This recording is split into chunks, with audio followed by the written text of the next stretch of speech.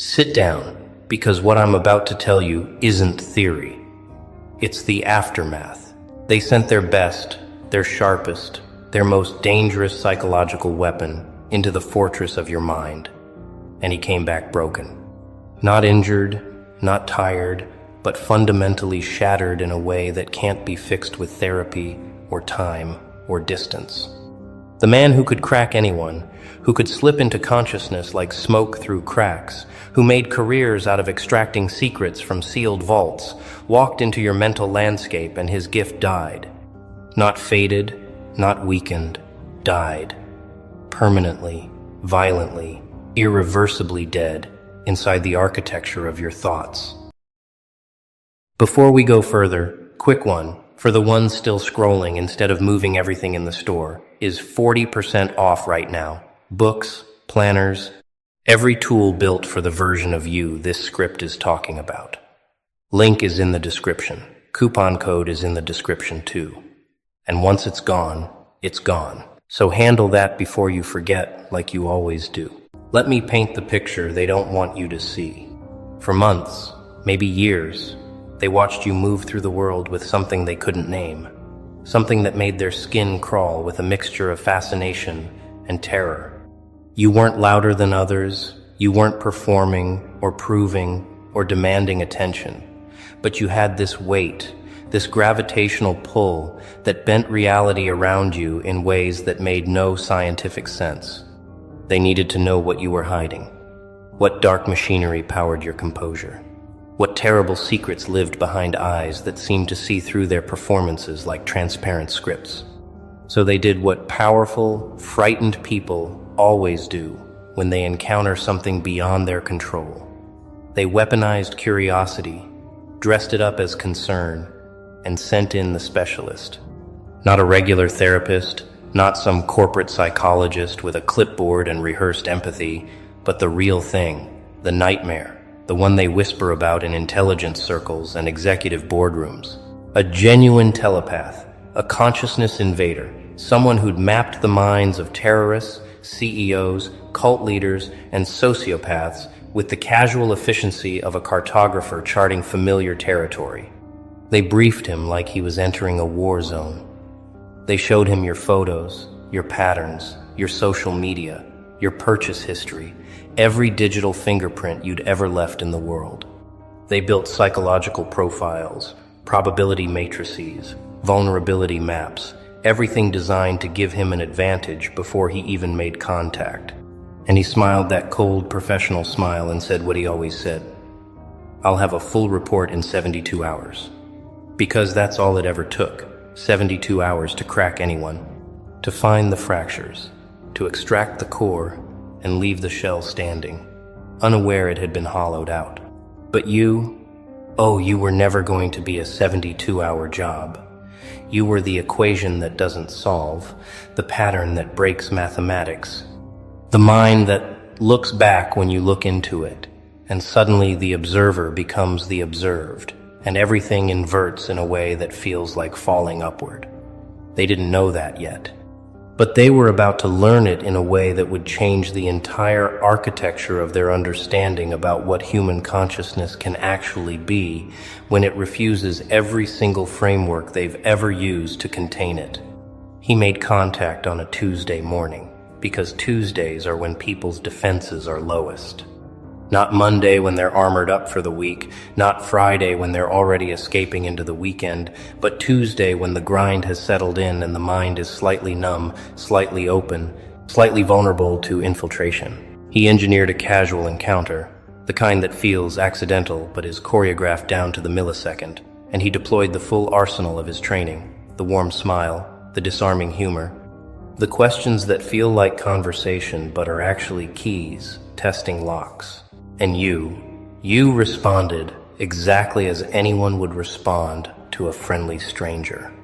You were polite, engaged, present in a way that suggested openness, and he interpreted that as confirmation of what he already believed, that you were just another puzzle waiting to be solved. He couldn't feel the trap yet, couldn't sense that your openness wasn't vulnerability, but something infinitely more dangerous. The kind of transparency that hides nothing because there's nothing that needs hiding. The kind of authenticity that acts like acid on manipulation because it refuses to play the game entirely. Within the first conversation, he was already inside, or so he thought. He'd mapped your speech patterns, identified your unconscious tells, cataloged the micro-expressions that telegraph inner states, all the standard reconnaissance that precedes the actual invasion. That night, he went deeper, extending his awareness into the residual energy you'd left in the space, reading the emotional signatures like fingerprints, tracing the pathways of your thoughts through the invisible architecture that connects all conscious beings, whether they know it or not. And that's when he first felt it, the thing that didn't make sense. Your mind wasn't defended in any conventional way. There were no walls, no shields, no protective barriers of the kind he'd encountered in people trying to hide trauma or shame or criminal intent. Instead, there was this vast openness, this cathedral of space that seemed to extend in all directions without end, and at the center of it was something he'd never encountered before. A presence that wasn't ego, wasn't personality, wasn't the usual churning narrative of self that defines most human consciousness. He should have stopped then. Every instinct trained over decades of working in the darkest corners of human psychology was screaming at him to retreat, to abort the mission, to tell them that you were something outside his operational parameters. But pride is a poison that tastes like confidence, and he'd never failed before, never met a mind he couldn't map and extract and categorize and control. So he went deeper, pushing past the initial strangeness, convinced that if he could just reach the core, he'd find the usual human mess, the wounds and wants and fears that make everyone ultimately readable. The second session was when everything started to fracture. He came prepared with advanced techniques, conversational traps designed to trigger defensive responses that would reveal the underlying structure of your psyche. He asked about your past, your relationships, your regrets, all phrased with practiced casualness, but engineered to create emotional micro-earthquakes that would crack your composure and let him slip through the fissures. Except there were no fissures, there was no composure to crack, because you weren't performing composure. You were simply existing in a state he had no framework for understanding. You answered his questions with devastating honesty, not the performative vulnerability people use to manipulate sympathy, but actual transparency.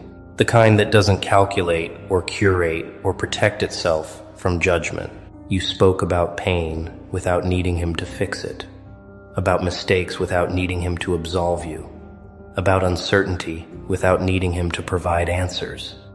And every word you spoke felt like a door opening. But when he tried to walk through those doors, there was nothing on the other side except more space, more openness, more of this impossible emptiness that somehow felt more solid than any structure he'd ever encountered. That night, he made his first critical mistake. He decided to force entry, to bypass the conversational approach entirely and go straight into deep extraction. The kind of psychic invasion that's technically illegal but never prosecuted because the victims never know it happened. He waited until the small hours when your consciousness would be most diffuse, most accessible, and he extended his awareness across the distance between you and pushed into the space where your sleeping mind should have been vulnerable and unguarded. What he found instead was the abyss, looking back, not emptiness, not absence, but presence so total and so vast that his own consciousness felt like a candle flame trying to illuminate the ocean. He'd entered minds before, thousands of them, and they all had the same basic architecture. Memories stacked like filing cabinets, emotions flowing like rivers, identity constructed like a building with foundations and walls and rooms where different versions of self lived in comfortable separation. Your mind had none of that. It was all one thing, undivided, unfragmented, a singularity of awareness that didn't break down into components he could analyze or categories he could map. And then, the thing that destroyed him happened. Your awareness noticed him, not as a threat, not as an intruder, but with the same gentle attention you might give to a lost child. And in that noticing, in that moment of being truly seen without judgment or fear or resistance, something in him that had always been tightly controlled just shattered. Because he'd spent his entire life being the one who sees, who knows, who penetrates and understands. And in your presence he was suddenly, terrifyingly, completely transparent. And everything he'd ever hidden from himself came flooding into consciousness all at once, with nowhere left to hide. He tried to retreat, to pull his awareness back into the safety of his own skull, but withdrawal wasn't an option anymore because your consciousness didn't hold him or trap him or fight him, it simply was. And in the presence of something that authentic, that undivided, his own fragmented psyche started coming apart at the seams like wet paper. Every lie he'd told himself, every manipulation he'd justified, every violation he'd committed in the name of national security or corporate intelligence or personal advancement, all of it rose to the surface and demanded to be witnessed with the same clarity you brought to everything. The third day, the day he was supposed to deliver his report, he couldn't speak. Not wouldn't. Couldn't. The mechanism that turns thoughts into words had fundamentally broken because thoughts themselves had become impossible to organize in the old way. He'd try to form a sentence, and it would dissolve before reaching his mouth, because every word felt like a lie, every description felt like a reduction. Every attempt to categorize or explain or contain what he'd encountered in your mind felt like trying to put the ocean in a teaspoon and call it complete. They found him in his apartment, sitting in the dark, staring at nothing, eyes open but not seeing anything in the physical world. When they tried to debrief him, when they demanded to know what he'd found inside your head, he could only shake his head slowly, tears running down his face without sound, without expression, just water leaking from eyes that had seen something they were never designed to process. His gift, the thing that had defined his entire existence, the ability that had made him valuable and dangerous and untouchable, was gone, burned out like a filament that tried to carry too much current. The specialists they brought in to assess him couldn't find conventional damage. His brain scans were normal, his physical health unchanged, his memory intact. But something essential had been severed, the connection between his consciousness and the collective unconscious where telepaths operate, the subtle frequency he'd once navigated as easily as breathing. It was like a musician who can still see sheet music and remember how songs are supposed to sound but can no longer hear music itself, a fundamental sense just erased from his perceptual reality. What they didn't understand, what they couldn't understand without experiencing it themselves, was that you hadn't attacked him or defended against him or even resisted him in any conventional sense. You'd simply been yourself. And yourself was something so far outside the spectrum of normal human consciousness that contact with it was like a phone trying to process the electromagnetic output of a star. The technology just wasn't built to handle that kind of input, and when it tried, when he pushed his gift against the infinite depth of your undefended awareness, the gift itself broke under the weight of actual truth. In the weeks that followed, they tried to understand what happened, because powerful people hate mysteries more than they hate failures. They brought in other readers, less powerful but more expendable, and sent them to observe you from a distance, to scan the surface of your consciousness without attempting full penetration. Most of them reported back with confusion, describing your mental signature as something between a mirror and a black hole, something that reflected their own consciousness back at them, while simultaneously pulling their awareness toward a center they couldn't locate or define. One of them, a woman with decades of experience in remote viewing and consciousness mapping, refused the assignment entirely after her initial assessment. When pressed for an explanation, she said something that terrified the people who hired her more than any supernatural threat ever could. She said, "That person doesn't have a mind in any sense we understand the term. They have awareness, and it's not contained in their body or their brain or any structure we can interact with. Trying to read them is like trying to read empty space itself, and empty space doesn't have thoughts to extract or secrets to steal. It just is. And if you stare into it too long, you forget how to be anything else." They tried to dismiss her assessment as superstition, as professional jealousy, as anything except what it actually was, which was the most accurate description of your consciousness that any of their specialists would ever provide. But dismissal didn't change the fact that their best weapon had been neutralized, not by force or defense, but by contact with something that operated on entirely different principles than the ones their entire intelligence apparatus was built to exploit. You were the virus their antivirus couldn't recognize, because you weren't hostile code trying to infiltrate their system. You were a completely different operating system that made their framework irrelevant. Meanwhile, you continued your life completely unaware of the invasion, the extraction attempt, the collapse it had caused in their most valuable operative. You went to work, saw friends, lived your days with the same quiet presence that had attracted their attention in the first place. Because that's the thing about genuine unconscious mastery. It doesn't know it's performing miracles. It just exists in its natural state, and miracles happen as a byproduct of that existence, without effort or intention or awareness. The reports they compiled about you grew increasingly desperate and contradictory. Some described you as an advanced meditator with decades of training in consciousness dissolution. Others theorized you were a natural savant with a neurological configuration that made you immune to standard extraction protocols.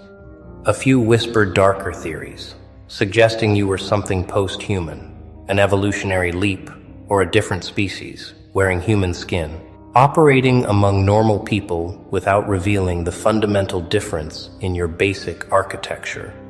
The man they sent to break you remained broken. His colleagues tried every therapeutic intervention, every healing modality, every experimental treatment designed to restore damaged psychic abilities. Nothing worked because nothing could work, because what he'd lost wasn't a skill or a talent or even a neurological function. It was a lie about the nature of consciousness that his entire identity had been built upon. And once that lie dissolved in the presence of your truth, there was no way to unknow what he'd learned, no way to return to the comfortable fiction that minds are things that can be invaded and extracted and controlled. He stopped leaving his apartment except for mandatory medical appointments. When therapists tried to help him process the trauma, he would simply stare at them with empty eyes and say, "You don't understand. I saw what we actually are, and we're not what we think we are, and knowing that makes everything else impossible." They diagnosed him with a dozen different conditions, prescribed a pharmacy's worth of